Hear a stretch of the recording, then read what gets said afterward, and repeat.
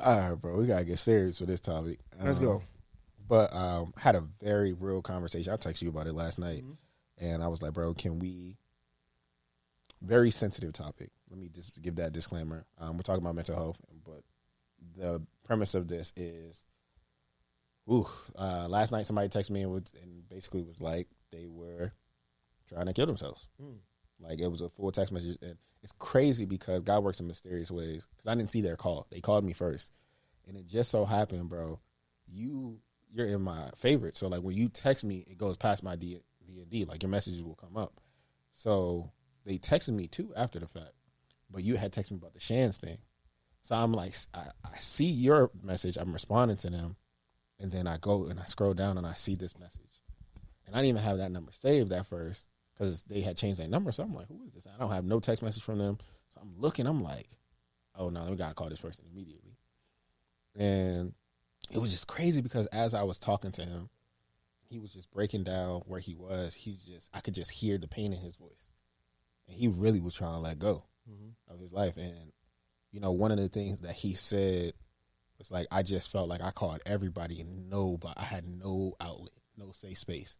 So I know we often talk about like, there are safe spaces, we have to create them, but like wanted to tap into how do we continue to create those safe spaces for men, specifically black men, in times of crisis?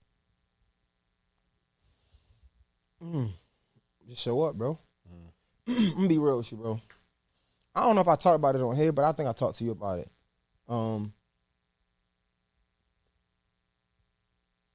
Bro, it ain't rocket science how to be a fucking friend. And I feel like, yo, I ain't gonna lie to you. I'm gonna keep it funky with you, bro. I've been seeing a lot of things online where like people try to make excuses for being a fake friend. I'm not feeling it. You get what I'm trying to say? Like, bro, it's not rocket science how to be a good friend. It ain't fucking mathematics. It ain't hard equations. You know what I'm saying? It ain't that hard. You show up for your that you with. And when and in a way, I don't have to tell you verbatim that he needs you there for you to show up, bro. A lot of times be at like gotta wait for somebody to say, yo, I need you right here for this. Nah, bro, you know what the to do.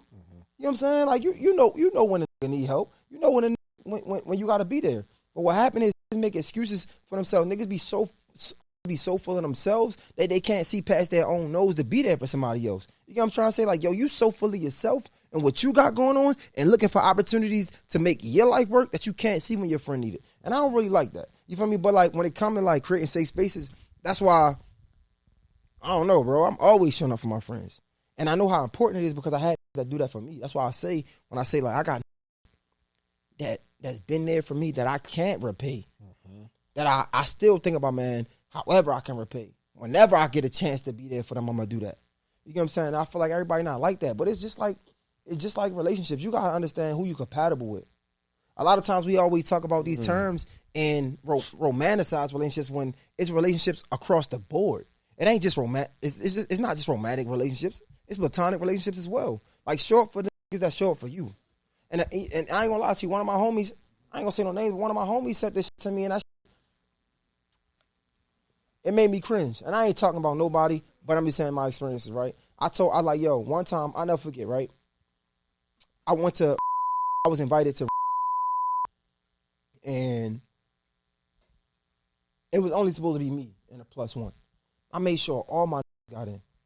Even that wasn't even my for real, but we was cool and I wanted to build with him. And I was saying, bro, like, basically, fast forward, we was having a conversation where like how I do that for you, so I would hope you reciprocate that for me. And he was saying, that's just not me. Well, if that ain't you, then that ain't us. What you talking about? You get what I'm trying to say? Like, a lot of make excuses for not showing up because that show up for them. And I don't with that, bro. And this don't mean that I got any ill will towards anybody, but it's like, yo, what do you mean that ain't you? Then I don't think we should be friends. Because if I can show up for you in a way you wouldn't show up for me, I want you around me. I don't want you around me. I don't mean to get that personal, but it's like, yo, it be a lot of that move like that, and we be looking for validation in these people, not even just relationships, bro. We be looking for validation in these people, and we don't get it, and that hurt. I've been on the other side of that, where you do anything and everything for a motherfucker that they wouldn't do for you, and they're leaning on the excuses that's not for me. But you would do that for a that had the right opportunity for you, though. If the right opportunity presented itself, and you know you can get something from it, you would do that. I don't with that, bro. So when we talk about creating these safe spaces, we got to create the safe spaces first for us within ourselves. We got to set the boundaries, and we got to know what we can and can't go through, or we can and cannot deal with. Deal breakers, boundaries, right? We set them safe spaces because guess what? What's going to happen is you don't have no boundaries for yourself. You're going to continue to allow everybody in your space. And then when you need them, you're going to reach out to everybody that's in your space. They not going to show up for you how you showed up for them. And that's going to hurt. And that's the easiest way to get your heart broken. You get what I'm trying to say? Yeah. So like when we talk about creating safe spaces, only you can create that safe space. It ain't for me as your friend to create that safe space. It ain't for me as your associate to create that safe space. It's for you to create that because guess what? I got in my life now to this day that I know I can reach out to because I put them in my life. I got niggas in my life today that I know I can call and they'll show up for. I ain't got a second guess, but it wasn't like that all the time. It wasn't like that always. It was a time in my life where I had so many people in my life that I was just helping. And I wanted to help reciprocated, but they wouldn't help. And I would get upset. Now I don't even allow them type of people in my life. Yeah, we can work. I had to understand the difference between friendship and work relationship. Yeah. And again, to anybody that might be watching, this ain't nothing personal. This is something that I had to learn. It's friendships and it's working relationships. And not every working relationship got to be your friend. And I had to be okay with that. And I stopped trying to get every working relationship to be my friend because I understood what that was doing to me. And that was going to drive me crazy. So now I keep my friends with my friends.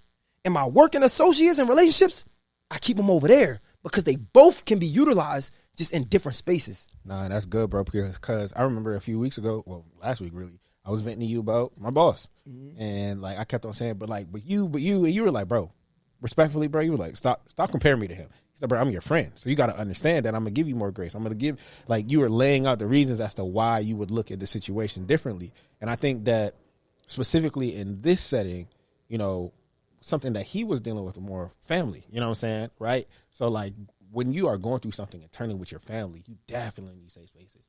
And, you know, the thing that he was talking about in this respective space was being a provider. And we talked about this before and how he felt less than a man because he hasn't worked in a few months. You know what I'm saying? He was talking about how, like, the navigating through the complexities of this job market. Like, and we have to be real. Like, I understand, like, it's really tough right now. Like, under the current administration, I know. No, you're right, nigga. Like, they say it's piss in the dating pool. Nigga, bro, it's diarrhea in the job pool. Bro, the job market is crazy, bro. So, like, I understand it.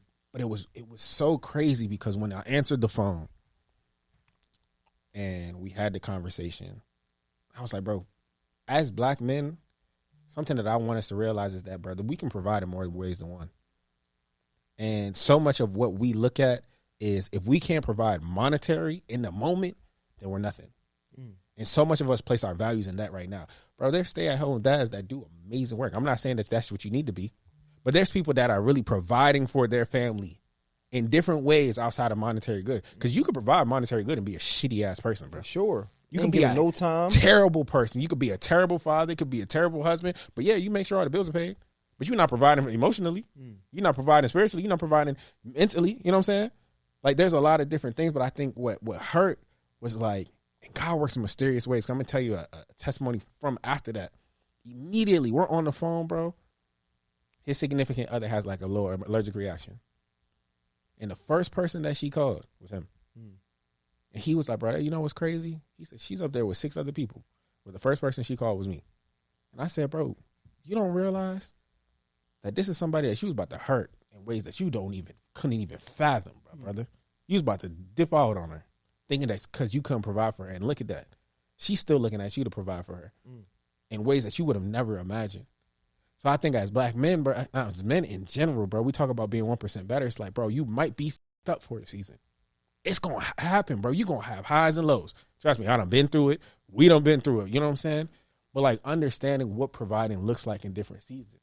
But I think that when we go and have those conversations about creating those safe spaces, what does that look like within your circles to have those conversations? All right, bro, I can't provide financially right now. You talked about it before. You talked about when you had your transition from your job market and having to ask. And it's like, okay, how do I provide in this space? And maneuvering through that complexities of that. But how do we continue to push that conversation forward?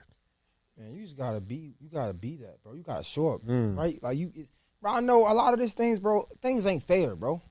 I'm not here to sugarcoat the shit. Okay. Life ain't fair, especially for us as men. But it ain't fair for women either, right? Some shit that ain't fair, but we talking about men right now, right? So you can understand that, bro. Our job as men on this earth is to provide and protect at any cost. You got to be a provider and a protector. And you trying to dip out, that's the coward thing to do. I'm sorry. I'm not here to sugarcoat nothing. I'm not here to save niggas' feelings. And I know it's a touchy subject. It is. But leaving ain't man time. We don't do that. And we need niggas like us to hold us accountable. Right? My homie just hit me yesterday like, yo, bro, what's up? I'm seeing like 3 different videos that's out of focus. Hurt my feelings. I'm like, damn, that shit fucked me up. Yeah, I know. But I had to snap out of it because guess what? He just want the better. He want best for me. Think about it. You got to learn in extremities and you got to learn some shit got to hurt your feelings for you to get it sometimes. A nigga being soft and sugarcoat ain't going, you might not get it. I got to say it for you in a way for you to get it, for you to wake the fuck up. Right? So you trying to dip out of here on your family, that's coward behavior. We don't move like that. We don't operate in that sense. And you need niggas around you, friends around you that's going to look at you and say, bro, we don't do that. Nigga, you call me when you need me. You get what I'm trying to say? Yeah. You let me know what's up. You speak up. Right? But also understanding that, bro, is multiple ways to provide. I might got to get out here and sell some waters if I can't get a job at McDonald's. I might got to get out here and clean some fucking houses. I might got to get out here and do whatever I got to do to make some money for my family, even if I don't like it. I've been there. I ain't telling you nothing that I ain't do. Nigga, I done had every job you could think of. Uber every Eats, job you could think of, nigga. You got a car, you got a job, nigga. What you talking about you can't provide? It's been times where I had to Uber when I was in my own city. I was embarrassed as fuck niggas recognizing who I was. Ain't no way around it. Niggas be making excuses when shit don't go their way, and I wasn't raised like that. I was raised by a mother that told me I get out there and I get it any way possible. So I don't have no excuses for niggas. I don't want to say I don't feel sorry, but it ain't no excuse, bro. It's been times where I had to walk around knocking on niggas' doors to help ask if they wanted their roof fixed. I remember. And I remember you telling me, me, what are you talking about? You had tears in your eyes. I got tears in my eyes because I'm embarrassed because niggas might know me. I'm doing Uber Eats because my registration ain't right, so I got to drop food off, and I'm delivering to chicks I used to fuck with. What we talking about? So when a nigga tell me that I can't be a provider, no, nigga, you weak. What you mean you can't be a provider?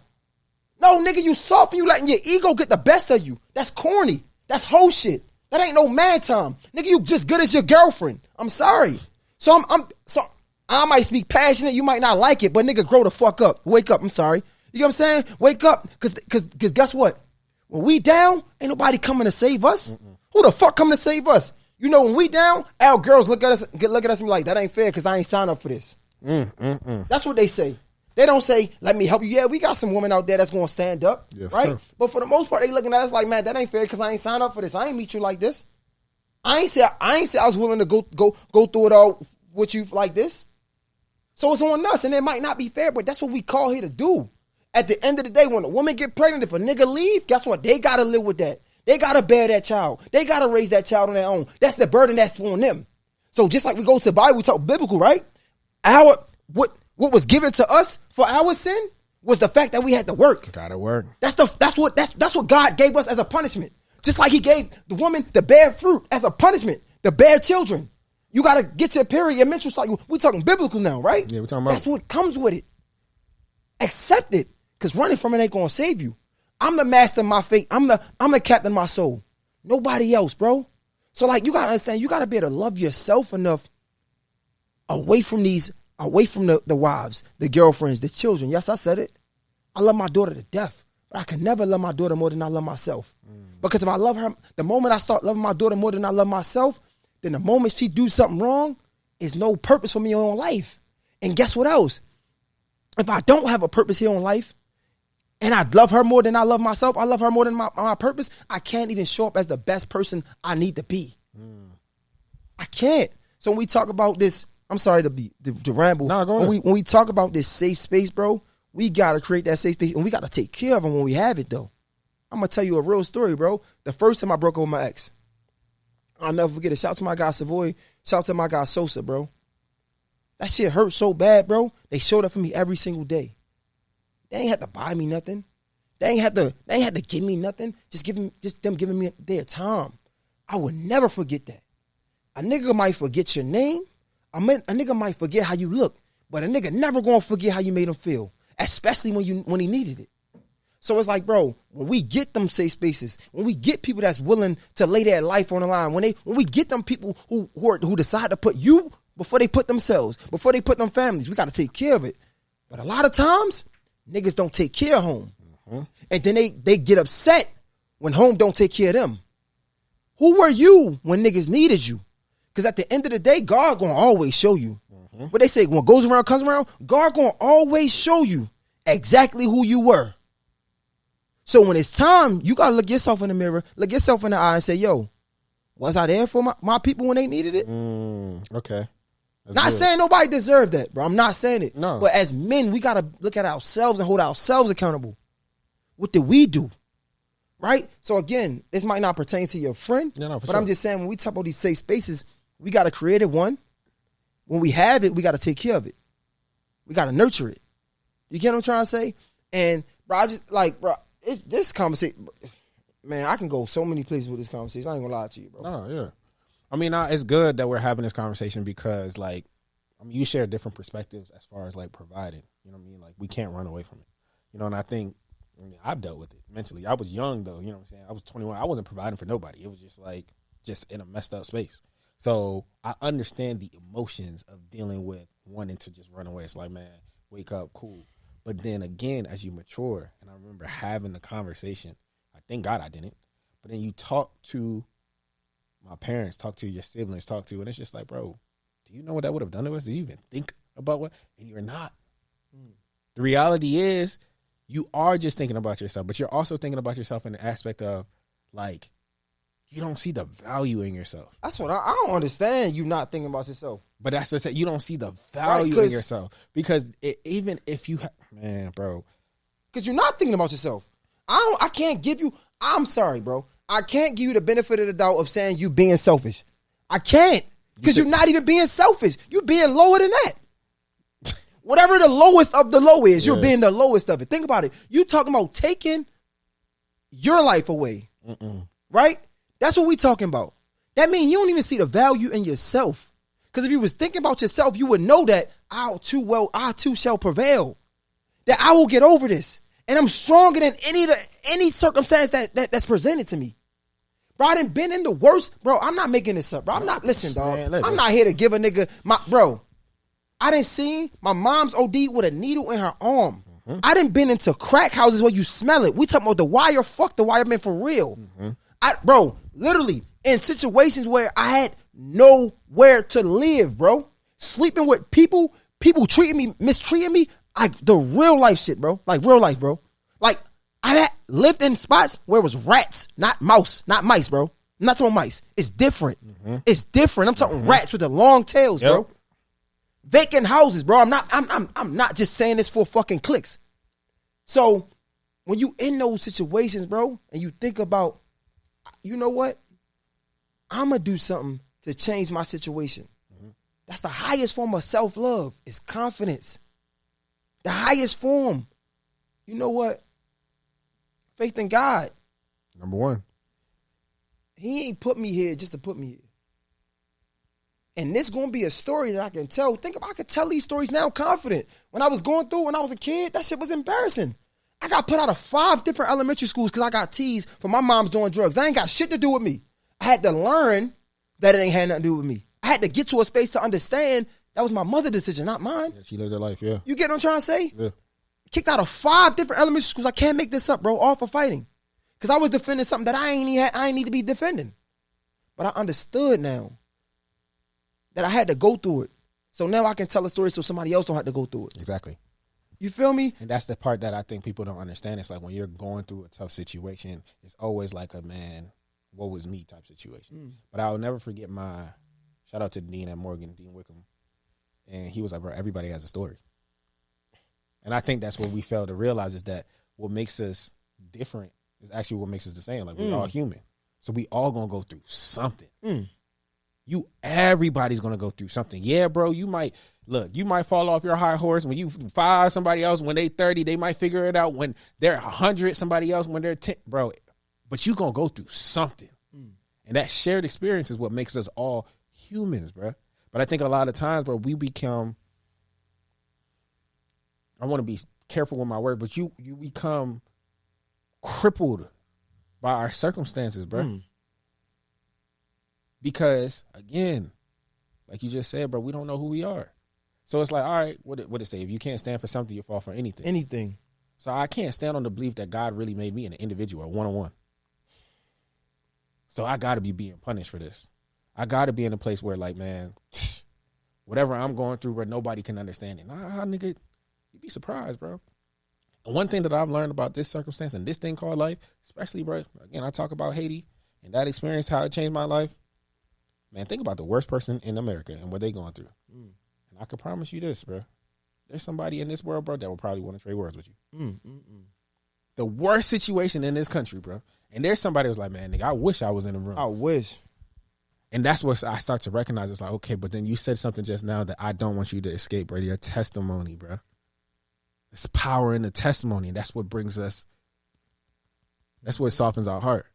Because now the next kid that feels like they coming from where you come from, that ain't never seen an example, you are the example.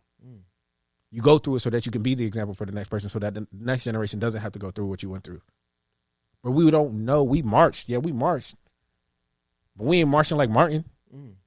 We ain't marching like Malcolm. We don't know what it's like to be 2/3 or 3/5 of a person, bro. But I don't mean slavery ain't exist. You feel me? Yeah. And I think a lot of times when we look at trauma, bro, we go down the path. And again, don't want to be insensitive because it's real shit. People be going through real shit. I'm looking at the statistics right now. I'm going to run them off real quick. Depression rate. 18.5% of black men reporting that they experiencing depression. Suicide crisis, bro. Suicide is the leading cause of death for black men between the age of 15 to 24. And they said black men are 4 times more likely to die by suicide than black women. Rising trends. From 2013 to 2019, suicide rates are among black males between the age of 15 and 24 rose by 50%. Between 2007 and 2020, black adolescents, the kids, bro, their suicide rates raised by 144%. That's the highest in any racial group. These numbers are not lying, bro. Bro, I want to be insensitive. No, hold on. I ain't gonna lie to you. Now, hold on before you continue. But this just speaks to, again, it's us, though. I think it starts with us men, bro. Bro, I want to be insensitive, nigga. Nigga, fuck them kids. Fuck your wife. Fuck your parents. Fuck all of them, nigga. You owe it to yourself. Bro, if you thinking about doing anything to yourself, you got to understand that you're much bigger than your situation, bro. Nigga, fuck whatever's going on. Nigga, I got a tattoo on my chest that says life and chance. That means as long as you have life, air in your lungs to breathe, you got a chance to do whatever you want to do. Nigga, you bet not quit on yourself. You owe it to yourself. Nigga, fuck them kids. I mean this. Fuck being insensitive. Because ain't nobody going to tell you the truth. Bro, it can all change tomorrow. But if you off yourself today, you get no chance. You never know. You never know. You want to be a nigga that never know? Shit, I want to be a nigga that give myself a chance to. At least I'll say I tried. Fuck you talking about? Because at the end of the day, bro, when you stand before God, I often think about this, bro. And again, I understand what people are going through. And you stand before God and you off yourself. To me, that was always saying, like, God, I ain't trust you. I trust my plan for my life, boy, and I trust you. Come on. And then you got to answer to God. I don't know what he going to do with you. I ain't seen nobody that's been there and come back. But you got to stand before God and have that conversation and say. It was too hard, man. I ain't give a fuck what you was talking about. I took it in my own hands. But it also makes me think of what David Goggins said about what hell is, bro. And it's like, my pastor said this a few years ago. He was like, God will show you the end and then take you back to the beginning. Because if he shows you what you got to go through, you might try to skip the steps. And David Goggins said this in his book, and he was like, the true idea of hell is like him standing before God and God saying, this is the life that you live, and this is the life that I have for you. And imagine you standing before God and he's like, man, I quit. I called it early. And God just stands before you and says, man, listen, you see where you stop right here? This was the road ahead. And this is where you was going to be. Now, if you would have just trusted me to this path, this is where you were going to be. Yo, I'm going to be real with you, bro. It ain't as hard as you seem. It's not as hard as it seems. I done been in some situations where I felt like it was just me against the world. That's only through your eyes, bro. And it's somebody out there who cares enough to help you out. You just gotta find them. Just find them. Like I don't want nobody to feel like they get to that last wit and they can't do nothing, bro. It's always something, bro. Like reach out, bro. And if you felt like you reached out enough, reach out some more. Man, I reached out to niggas a million times before I got the interview, but I got it. Reached out to a niggas a million times before I got answered in the DM, but it was answered. Bro, it's never that serious to take your own life. I'm trying to say never. Like, and I need niggas to understand that, bro. Like, it's hard, but it's hard for all of us, bro. And it's not to undermine what you're going through or your situation, but dog, you'd be surprised that if you talk to the person to your left or your right, that they got a similar story, and as unfortunate as it may sound, that may be the story you need to hear to make you feel a little better. And if you are looking, there's crisis hotlines, suicide crisis hotlines, and I'm going to read one off, bro. If you are experiencing a mental health crisis, I'm going to put it right here. Call or dial 988. That's the National Suicide Crisis and Prevention Hotline, bro. They are resources. There are people that don't know you, that if you call them right now, you call this line, that's what their job is. I want to go deeper, though, bro. I'm sorry. You know me, man. Now go ahead. I want everybody out there to think about the worst feeling that they ever felt. Who was there to show up for you? And I want you to think about, have you been that to somebody else? Can you be a better friend? Because what you give out, what you give off, it's only going to come back. So if you gave out shit or half-ass friendships, you're only going to get that back. So I need you to understand, whatever you need, whatever you needed at the worst time of your life, go be that for somebody else right now. Make a call, make a text, rekindle some shit, be that for somebody else right now. And you never know, bro. You might be that person that saved a life. And to creating safe spaces and bring this full circle. We ain't got to harbor on this too long. What works for you may not work for the next person. Find what works for you. Like with my friend last night, bro, I said, bro, I'm busy. I be working, bro. Sometimes I be wanting to check in and this, that, and that. I have to be real. I said, bro, this is a cold word. I said, bro, you text me this word, bro. If you want to talk, bro, I will be intentional. It did wake me up, though. Nigga, you need to wake up. Even if it's you got to put calendars, like once a month, this is you need to check out, nigga, wake up. But I said, bro, this is a cold word right here. I said, bro, it's big, B-I-C, something that he said back in the day when I first met him. Now, that's somebody that's much older than me, but it stands for brothers in Christ. I said, you send me that code word, bro. And immediately I know, bro. All right, bro, I got to check in. But also just understanding what friends are for what, though. Right? Like, and this might hurt, bro. We want all of our friends to fit in every single box. Boy. And they not. Sometimes we grow apart. Sometimes we go about our separate ways. You got to create that space for you. Because I know, I'm pretty confident that as much as you work, I can hit you any time of the day. And not saying that I'm a closer or better friend than him, but you got to be able to create that space so you can have the people and know your personnel, just like sports. I know if I need a 3 at the last minute, I might get Steph Curry, right? If I need a foul, I might go LeBron James. You know what I'm saying?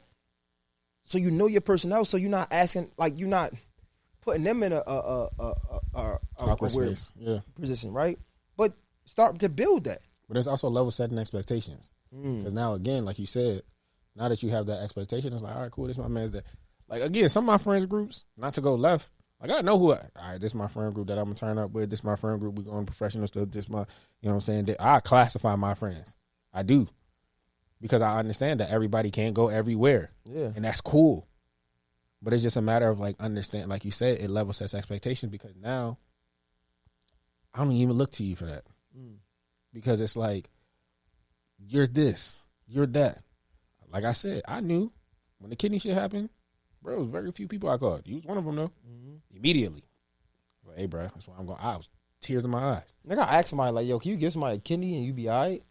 Like, that's crazy. Bro, I didn't even know that. Bro, bro, listen, man. Listen, You just dog. gotta know, bro. Yo, you feel me? Like, bro.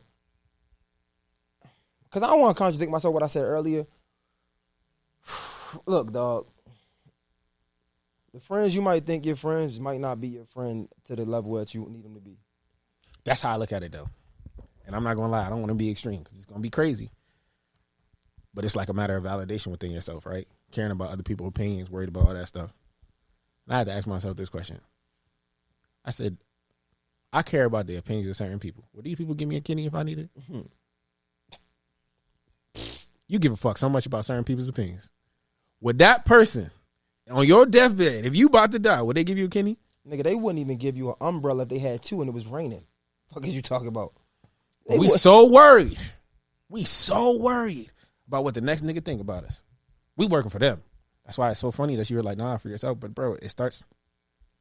Nigga, my mom told me at an early age, you love God, Jesus, then yourself, then you can love me. She at an early age. Said it. So it's like, bro, like at the end of the day, you gotta learn how to let go, man. Because like the fact that, and it's good that you were the person that they called, but it's like, I think I seen somebody like Ray Daniel was talking about this, and they was talking about like borrow money. Like somebody had called them to borrow money. It's like, we cool, but like we ain't like that type. So you mean to tell me you don't got nobody in your circle you could ask money for? Yeah, like what made you get to me? Right. Same. Again, I'm not trying to be insensitive, but it's like, we talk every day for you to call me when you feel like you about to do this. So again, I don't know, but I'm saying take care of your circles. Cause I'm thinking like that. So like y'all must talk every day cause I'm not calling just anybody. You get what I'm saying? I'm not just calling anybody. But I will say this, to his credit, to his defense. One thing that he said that stood out to me, he said, everybody that he called, he felt in his spirit that God was like, you shouldn't have been calling them anyways. And I said, wow. So now it's a matter of assessing who you have around you. And what do you do to protect that relationship? Again, I'm not trying to finger point or nothing.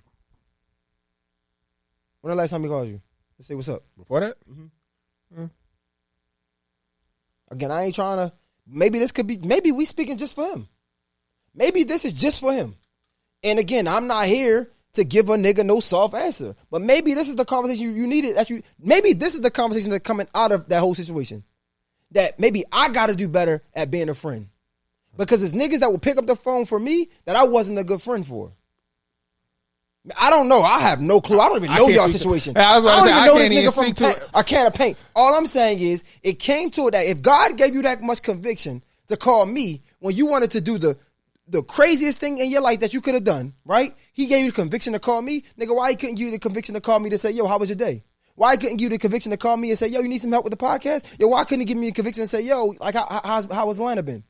Again, I don't know y'all, your relationship. I don't know this man at all. I'm not trying to judge this man. But again, hopefully if you can hear past how I'm saying it, right? They say in English, you say how you say it. If you can hear past the messenger and hear the message, maybe that was the conviction that you needed though. Because if God gave you the conviction to call me to save your life, nigga, I don't deserve a call to say how you doing. I don't deserve a call to say, yo, what's going on? Nigga, I don't know what's going on in your life. You got one kidney. I'm calling you about not being able to find a job. You could die. For real. But I'm calling you because of what I'm going through. That's why I say, bro, accountability is the highest form of love, bro. Look yourself in the mirror and say, yo, what the fuck am I doing? What can I do better? Point blank, period. And it's niggas that show up for you, fuck ass niggas that you ain't showing up for. And a nigga will still show up for your ass. I got a friend to this day. I ain't saying no names. There's a friend that don't fuck with my friend. Right? My friend still to this day, we talking to me about showing up for this friend that don't fuck with her. I be like, yo, why do you give a fuck? She don't give a fuck about you.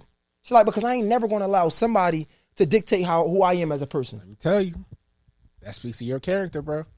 I said this before, bro. I said if I change, or you was talking about Saquon and what he said, Mike Tyson said to him, if you change your character, then you let the devil win.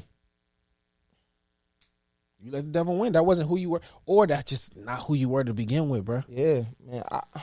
It's hard because, man, you don't give a fuck about me, man. Fuck you. Oh, fuck. I maybe because I've been there, bro. I done it. Mm-hmm. I keep caring. I'm doing more harm to me trying to be there for somebody that don't give a fuck about me. Nigga, bye. Dismissed. I'll find somebody who does give a fuck about me. I can get that love to them. So it's like I'm torn with that. Like, I get it though, for sure. You right. But it's like, nigga, I ain't about to keep overexerting myself for somebody that wanna continue to disrespect me. I gotta love me more. Oh, I want to keep showing up for you? Man, you can go to hell, for real. Nah, it's good, bro. I actually don't even got nothing else to say. I ain't even got nothing else to say, bro. Like, niggas want to keep being friends, and niggas that want to be friends. They don't need your friends. What the nigga say? What was it, Project Pat? Who was it? Don't save her. You don't want to be saved. Same way. Nigga, don't be that nigga friend. He don't want your friendship. Keep it moving, bro. But that's the thing. Everybody want to be everybody's friend, bro. But because we all want that companionship. So show up. I'm not trying to sound contradictory. I'm just saying, if you want that friendship, show up. And if a nigga ain't showing up, fuck him. Fuck him. Because if a nigga that want to be your friend, they going to show up. Because guess what? They're going to show up for anything else they want to do. Nigga, I tell my kids that, nigga. Tell me I can't. Nigga, if you wanted to do something, you'll make it work. You'll find a way. You gotta tell you, we going to the club and pop some bottles with some big booty hoes. I bet I get a reminder. Nigga. I bet yo, you told me nigga, you might drive. Nigga, bro, what you mean, again, nigga? Another friend. You was just here. You said you was going to do something. Nigga, if you cared that much about yourself, I'll get a reminder. If it was something that you cared about that much, you would be like, yo. But niggas can't look at themselves in the mirror and say, you know what? They want to continue to point the finger at somebody else. What they doing? 3 more. I can say this because I know for a fact. I don't want to say a fact. Because I know it's some relationships that I can be better at. But I know my friends in my circle, I show up for. It ain't nothing I wouldn't do for them. For sure. It ain't nothing. Like, I would jump off the motherfucking roof of a building. For real, though. And niggas know it. My friends know it. They be like, nah, that nigga, for real, my love is real. Ain't no limits to my love. Mm-hmm. So I can't accept the nigga saying it's limits to his love. Cool, we cool from a distance. I appreciate you. Ain't no beef. I ain't mad at you, but I understand I can't have that type of friendship with you. So I might not never call that person if I'm on my wits end. Because I ain't there with him. And it's cool. At least you know.